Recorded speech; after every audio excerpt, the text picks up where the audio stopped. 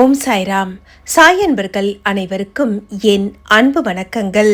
இந்த நாள் இனி நாளாக அமைய வாழ்த்துக்கள். சாய்பாபாவின் சத்திய வாக்கு.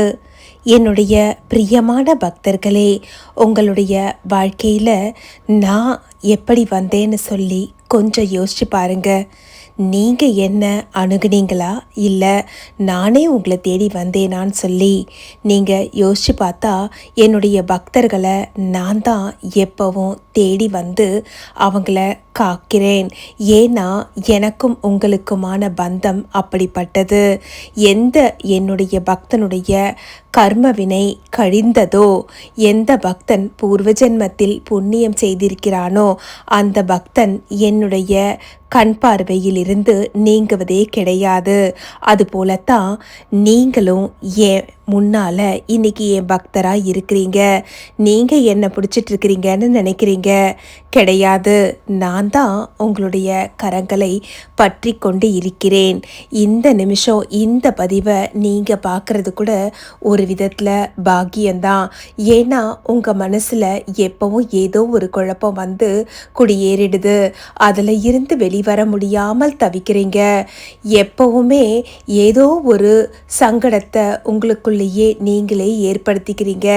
இந்த மனப்பாங்கு தேவையற்றது. எப்போ நீங்கள் என்ன குருவா தேர்ந்தெடுத்தீங்களோ அந்த நிமிடம் தொட்டு உங்களுக்குள்ள வரக்கூடிய குழப்பங்கள் அனைத்தையும் என்கிட்ட சமர்ப்பிக்கணும். ஒரு சில நேரங்களில் மாயை அதை செய்ய விடாமல் தடுக்கும். அந்த மாயையை எப்படி வெல்லணும் தெரியுமா? அதுக்கிட்ட நீங்கள் சொல்லணும், நீ என்னதான் என்னை சோதிச்சாலும் என் சாய் என் கூட இருக்கிறாரு. என் சாய் நான் கஷ்டப்படுறத பார்த்துக்கிட்டு சும்மா இருக்க மாட்டாரு. அவருடைய கரங்கள் எங்களை எப்போதும் பற்றி கொண்டு இருக்கிறது.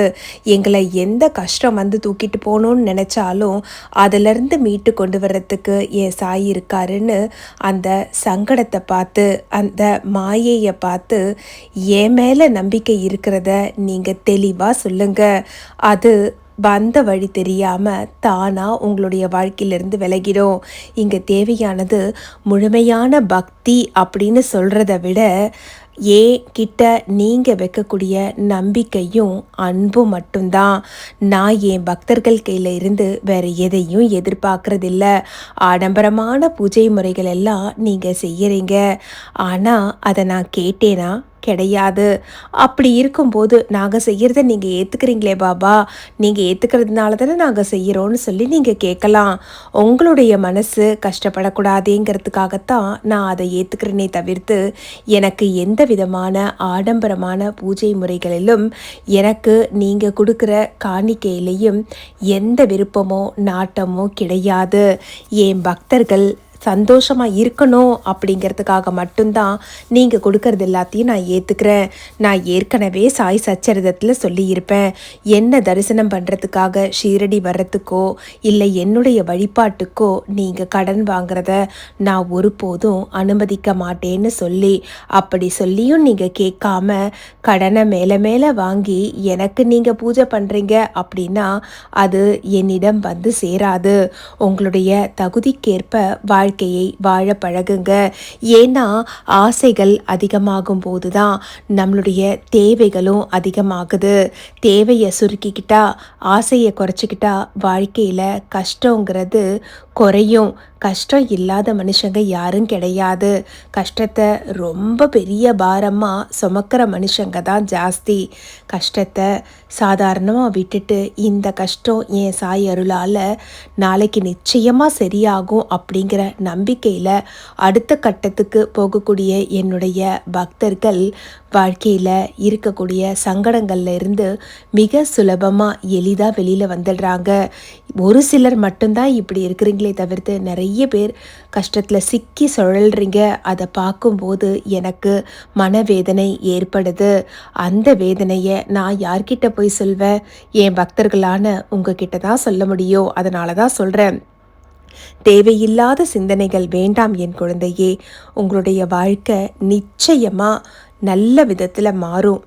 நம்பிக்கையோட அடுத்த கட்டத்துக்கு நீங்கள் எடுத்து முன்னேறி நடந்தீங்கன்னா உங்கள் கையை பிடிச்சு அழைச்சிட்டு போகிறதுக்கு உங்கள் சாய் நான் இருக்கேன். புனித நதியில் நீராடினா எந்த மாதிரியான பலன்கள் எல்லாம் கிடைக்குமோ அத்தனை பலன்களையும் நான் என்னுடைய சன்னிதானத்தில் உங்களுக்கு தருவேன்.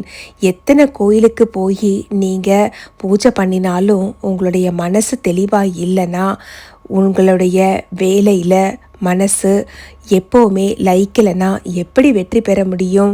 சுவாமிக்கிட்ட வேண்டிக்கும் போது எனக்கு மனப்பக்குவத்தை தான் கடவுளே, நான் அமைதியோட நல்ல நிதானத்தோட நல்ல வழிபாதையில் நடக்கணும்னு சொல்லி வேண்டிக்கோங்க.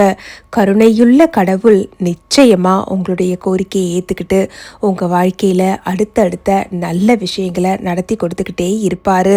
உங்களுடைய குருவா நான் உங்கள் கூட இருக்கிற வரைக்கும் எந்த விதத்துலேயும் எந்த கஷ்டமும் வராது அப்படிங்கிறத முழுசாக நம்புங்க. நம்பிக்கை தான் வாழ்க்கை.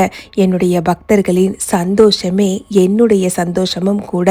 இந்த நொடி இந்த பதிவை நீ பார்த்துட்டு இருக்கும்போது மனசார ஒரே ஒரு முறை ஒரு நொடி கண்ணை மூடி பாபான்னு சொல்லி என்னை கூப்பிடு. நீ கூப்பிட்டது என் காதில் விழுந்தது.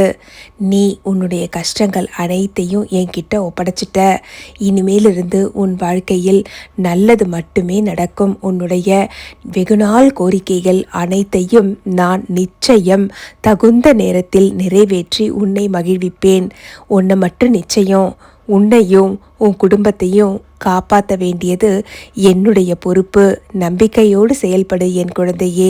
இனி வரும் காலம் உன்னுடைய வளமான காலம் என்பதை நம்புவாயாக. என் அருள் ஆசீர்வாதத்தோடு நீ மகிழ்ச்சியாக ஆரோக்கியமாக சகல சம்பத்துக்களையும் பெற்று வாழ்வாங்கு வாழ்வாய். ஓம் சாய்ராம். இது போன்ற சாய்பாபாவின் அற்புதமான அறிவுரைகளை கேட்பதற்கு இணைந்திருங்கள் சாய் சாத்விக் லைஃப் ஸ்டைல். இந்த பதிவு உங்களுக்கு பிடிச்சிருந்ததுன்னா மற்றவர்களுக்கும் ஷேர் பண்ணுங்கள். இந்த பதிவுக்கு ஒரு லைக் கொடுங்க. கமெண்ட்டில் ஓம் சாய்ராம்னு சொல்லி பதிவிடுங்க. உங்களுக்காக உங்கள் பிரதிநிதியாக நான் சாயிடம் நல்லதை வேண்டுவேன். நீங்களும் மற்றவர்கள் நலனுக்காக வேண்டுங்கள். பிறர் நலம் பேணும் பக்தர்களை சாய் எப்போதும் மகிழ்விப்பார். ஓம் ஸ்ரீ சாய்ராம். மற்றும் ஒரு அற்புதமான பதிவோடு உங்கள் அனைவரையும் மீண்டும் சந்திக்கிறேன். ஓம் சாயி, ஸ்ரீ சாயி, ஜெய ஜெய சாயி.